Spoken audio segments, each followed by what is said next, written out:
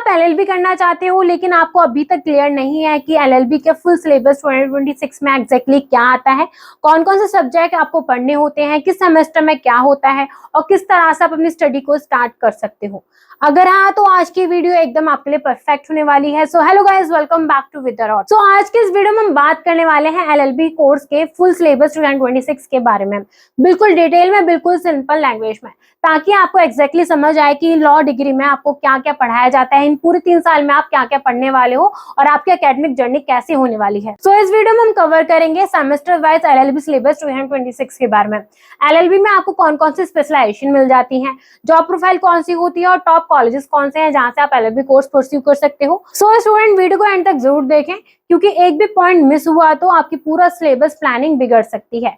और अगर आपके मन में फिर भी इस वीडियो को लेकर कोई भी डाउट हो, कोई भी कंफ्यूजन हो, तो आप हमसे व्हाट्सएप इंस्टाग्राम पर कनेक्ट कर सकते हो, या फिर आप इस क्यूआर कोड को स्कैन करके हमसे फ्री काउंसलिंग सपोर्ट भी ले सकते हो। सो सबसे पहले आप हमारे चैनल को सब्सक्राइब कर लें, वीडियो को लाइक करना ना भूलें।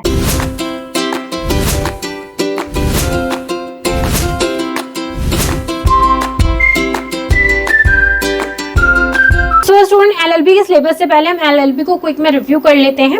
सो एलएलबी का फुल फॉर्म है बैचलर्स ऑफ लॉ। ये 3 साल का अंडर ग्रेजुएशन लॉ डिग्री है, जिसमें स्टूडेंट को law, legal system, corporate procedure, rights and duties के बारे में आपको पढ़ाया जाता है। सो ये कोर्स उन स्टूडेंट के लिए एकदम परफेक्ट है जो लॉयर बनना चाहते हैं, एडवोकेट बनना चाहते हैं, लीगल एडवाइजर बनना चाहते हैं, कॉर्पोरेट लॉयर, जज या फिर गवर्नमेंट लीगल ऑफिसर की प्रोफाइल पर आप जॉब करना चाहते हो।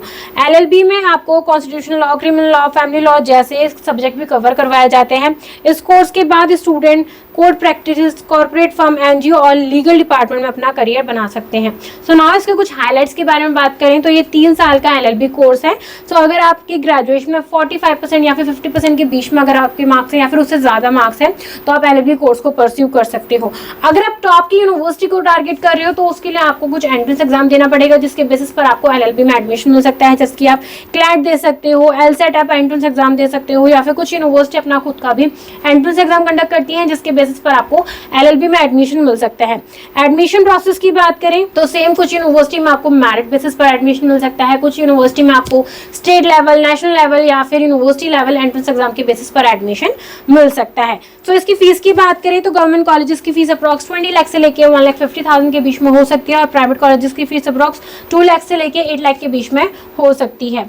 सो नाउ इसके सिलेबस की बात करें तो मैं आपको बता दूं कि लॉ 3 साल का अंडर ग्रेजुएशन कोर्स है, जो कि 6 सेमेस्टर में डिवाइडेड होता है, और आपके जो एग्जाम होते हैं वो सेमेस्टर वाइज होते हैं।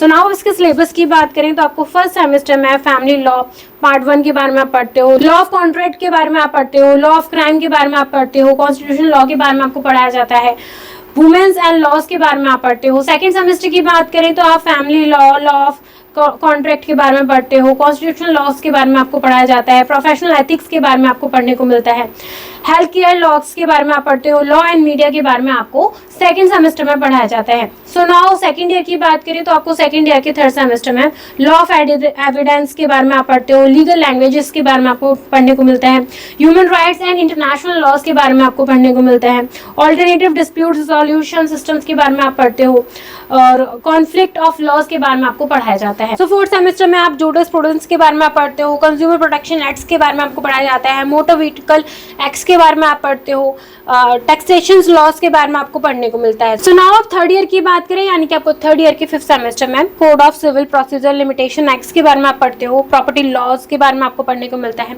एडमिनिस्ट्रेटिव लॉज के बारे में पढ़ते हो, company law, banking law, insurance laws के बारे में आपको 5th सेमेस्टर में पढ़ाया जाता है। 6th सेमेस्टर की बात करें तो आपको 6th सेमेस्टर में environmental law, labour law, land laws के बारे में आपको पढ़ाया जाता है। इसके साथ साथ आपको प्रैक्टिकल ट्रेनिंग भी दी जाती है। ये ट्रेनिंग आती तो आपको खुद से करनी होती है, या फिर जो यूनिवर्सिटी होते हैं, कॉलेजेस होते हैं, वो आपको इंटर्नशिप ऑर्गेनाइज कराते हैं। एंड ऑफ द सेमेस्टर आपको एक इंटर्नशिप रिपोर्ट तैयार करके कॉलेजेस में सबमिट करनी होती है, उसके आपको मार्क्स मिल जाते हैं।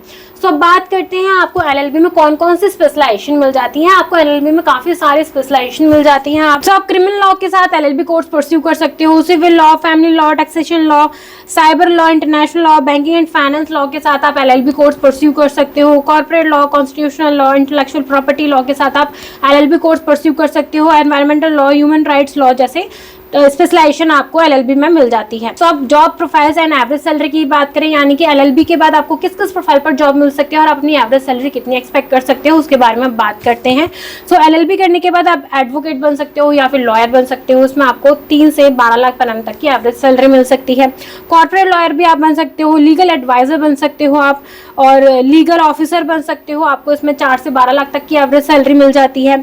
लॉ फर्म एसोसिएट भी आप बन सकते हो, इसमें आपको 3 से 10 लाख तक की एवरेज सैलरी मिल सकती है। लीगल प्रोसेस आउटसोर्सिंग स्पेशलिस्ट भी आप बन सकते हो, उसमें आपको 3 से 8 लाख तक की एवरेज सैलरी मिल सकती है।